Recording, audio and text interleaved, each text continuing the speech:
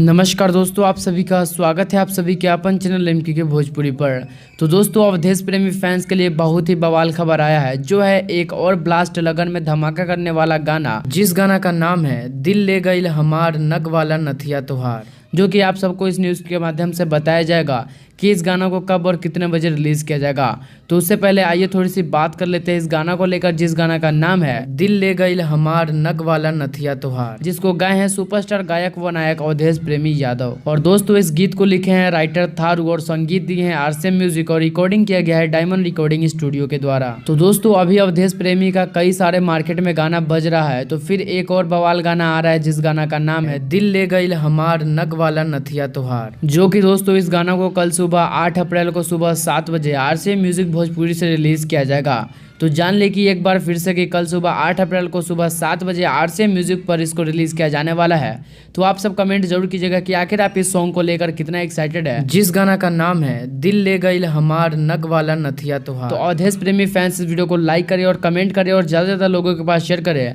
और साथ ही साथ हमारे चैनल एमके के भोजपुरी को सब्सक्राइब करके नोटिफिकेशन बेल को दबाकर ऑल कर लीजिए, क्योंकि जैसे कोई भी खबर आती है आपको सबसे पहले इस चैनल पर मिलेगी। तो इसके लिए चैनल को सब्सक्राइब करके नोटिफिकेशन बेल जरूर दबा दीजिएगा। तो मैं मिलता हूँ आपसे अगले वीडियो में एक और न्यूज़ के साथ, तब तक के लिए जय हिंद जय भोजपुरी।